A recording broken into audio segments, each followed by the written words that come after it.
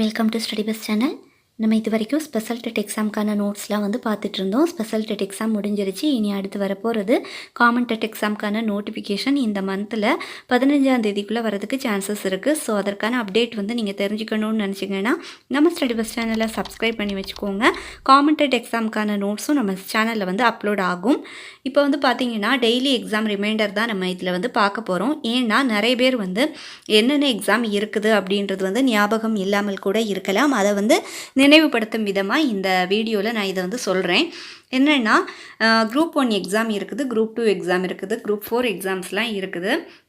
So வந்து group 1 exam வந்து apply பண்ணணும் அப்படின்னு நினச்சிங்கன்னா இந்த மந்த் வந்து 30ஆம் தேதிக்குள்ளே நீங்கள் அப்ளை பண்ணலாம். லாஸ்ட் டேட் வந்து 29 இல்லைனா 30ஆம் தேதிக்குள்ளே இருக்குது.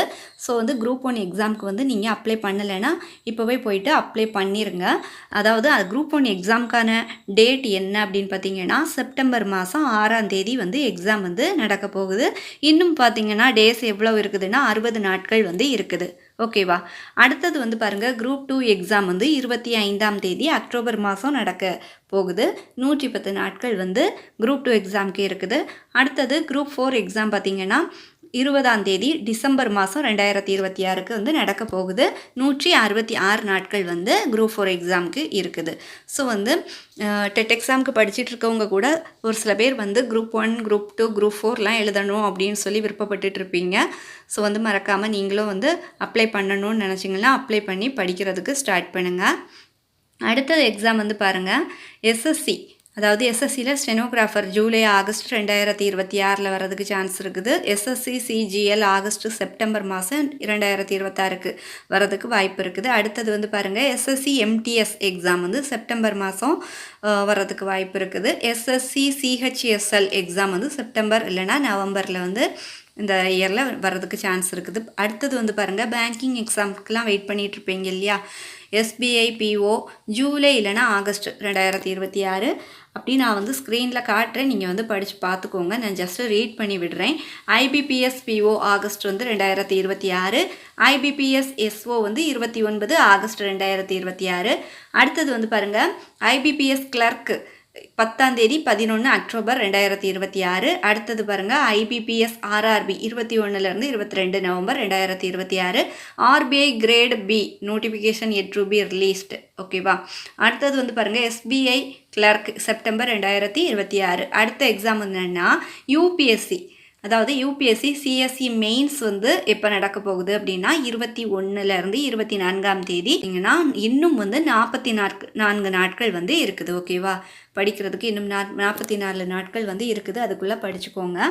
அடுத்தது யூபிஎஸ்சி சிஎஸ்சி ப்ரிலிம்ஸ் பார்த்திங்கன்னா 23ஆம் தேதி மே மாதம் 2027 நெக்ஸ்ட் இயருக்கு வரப்போகுது. 319 நாட்கள் இருக்குது அந்த எக்ஸாமுக்கு. ஓகே, எல்லோரும் வந்து அப்ளை பண்ணிவிட்டு படிக்கிறதுக்கு ஸ்டார்ட் பண்ணுங்கள். இன்றைய கரண்ட் அஃபேர்ஸ் நோட்ஸில் வந்து பார்த்திங்கன்னா யூபிஎஸ்சி, எஸ்எஸ்சி, பேங்கிங் மற்றும் டிஎன்பிஎஸ்சி போன்ற போட்டித் தேர்வுகளுக்கு மிகவும் பயனுள்ளதாக இருக்கக்கூடிய கரண்ட் அஃபேர்ஸ் தான் வந்து நம்ம இந்த வீடியோவில் பார்க்க போகிறோம். வாங்க ஃபஸ்ட்டு கொஸ்டின் வந்து பார்க்கலாம். ஜூலை 2026 இந்த ஜூலை மந்த்துக்கான முதல் வார நடப்பு நிகழ்வுகள் பற்றி பார்க்கலாம். பகுதி 1ல் பாருங்கள், தலைப்பு எதை பற்றி இன்றைக்கி பார்க்க போகிறோம்னா தலைப்பு நிதி ஆயோக்கில். அதாவது கேள்வி என்னன்னா, ஆயுர்வேதத்தை உலக அளவில் மேம்படுத்த நிதி ஆயோக் வெளியிட்ட திட்டத்தின் பெயர் என்ன அப்படின்னு கேட்டிருக்காங்க. பார்த்திங்கன்னா, ஆயுர்வேதத்தை உலகமயமாக்கும் மூலோபாய சாலை வரைபடம், அதாவது strategic road map for making Ayurveda global அப்படின்னு ஒன்று ஆரம்பிச்சிருக்காங்க. இது வந்து பார்த்திங்கன்னா இந்தியாவின் பாரம்பரிய மருத்துவமான ஆயுர்வேதத்தை வந்து உலக நாடுகளில் பரப்பக்கூடிய நோக்கில் இந்த சாலை வரைபடம் வந்து வெளியிடப்பட்டிருக்குது. அடுத்த கொஸ்டின் வந்து பாருங்கள், தலைப்பு என்னென்னா இதை பற்றி பார்க்க வரும். செயற்கை நுண்ணறிவு பற்றி பார்க்கலாம். செயற்கை நுண்ணறிவு ஆளுமை தொடர்பான உலகளாவிய மாநாடு எந்த நகரில் நடைபெற்றது? செயற்கை நுண்ணறிவு ஆளுமை தொடர்பான உலகளாவிய மாநாடு எந்த நகரில் நடந்திருக்குது? ஜெனீவா நகரில் வந்து நடந்திருக்குது. இது வந்து பார்த்திங்கன்னா ஏஐ தொழில்நுட்பத்தின் பாதுகாப்பான மற்றும் பொறுப்பான பயன்பாடு குறித்து பல நாடுகள் வந்து கலந்துரையாடி இருக்குது. அடுத்த தலைப்பு என்னென்னா இந்திய வானிலை ஆய்வு மையம் பற்றி பார்க்கலாம்.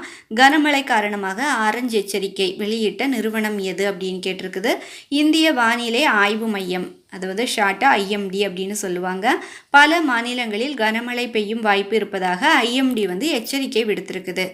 அடுத்தது பாருங்கள், தலைப்பு பருவமழை பற்றினது.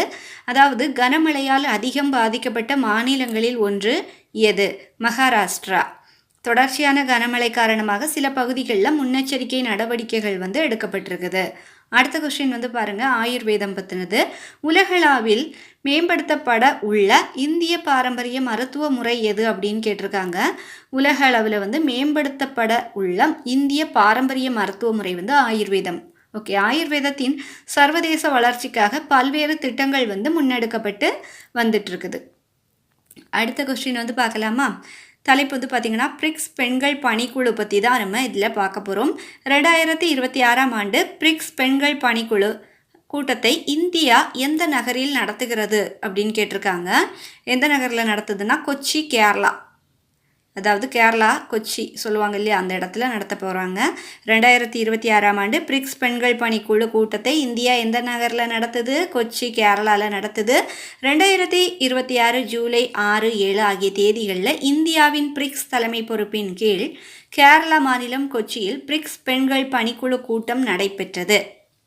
இதில் பெண்கள் அதிகாரமளித்தல் மற்றும் பெண்கள் தலைமையிலான வளர்ச்சி குறித்து உறுப்பு நாடுகள் ஆலோசனை நடத்தியிருக்காங்க.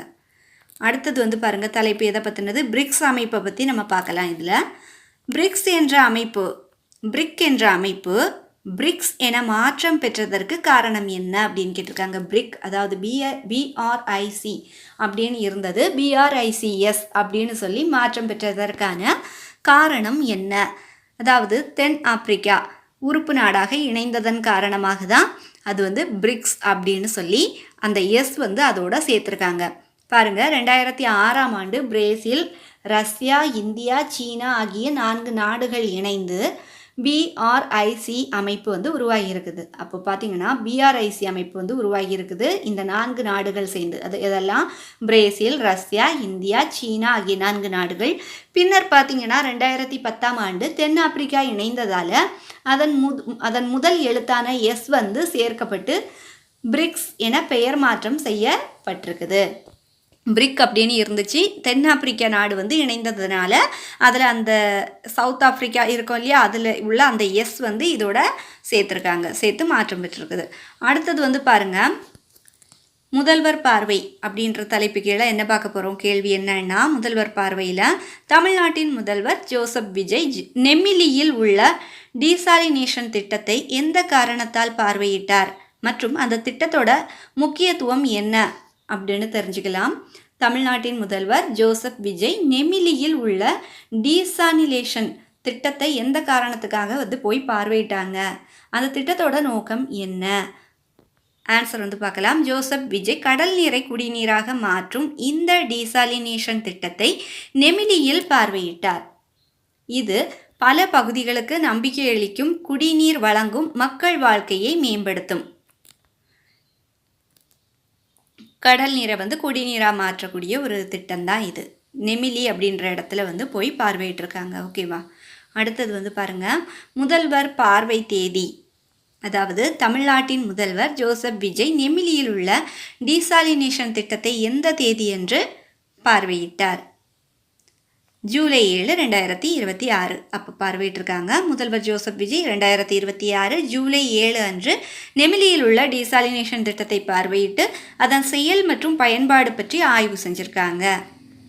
அடுத்த கொஸ்டின் பாருங்கள், தலைப்பு என்னென்னா பிரிக்ஸ் பற்றி தான் பார்க்க போகிறோம். பிரிக்ஸ் என்பதன் விரிவாக்கம் என்ன? பிரிக்ஸோட விரிவாக்கம் என்னென்னா, பி பிரேசிலை குறிக்குது, ஆர் ரஷ்யாவை குறிக்குது, ஐ இந்தியாவை குறிக்குது, சி சீனாவை குறிக்குது, எஸ் சவுத் ஆஃப்ரிக்கா அதாவது தென்னாப்பிரிக்காவை குறிக்குது. அதுதான் அதனுடைய விரிவாக்கம். 2006ஆம் ஆண்டு பிரிக் என்ற பெயரில் பிரேசில், ரஷ்யா, இந்தியா, சீனா ஆகிய 4 நாடுகள் இணைந்து அமைப்பு உருவாக்கப்பட்டது. அதுக்கப்புறம் 2010ஆவது ஆண்டு தென்னாப்பிரிக்கா இணைந்ததை தொடர்ந்து எஸ் அதுக்கு கூட சேர்க்கப்பட்டு பிரிக்ஸ் என பெயர் மாற்றம் செஞ்சுருக்காங்க. அடுத்தது பார்க்கலாம், மும்பை கனமழை பற்றி பார்க்கலாம்.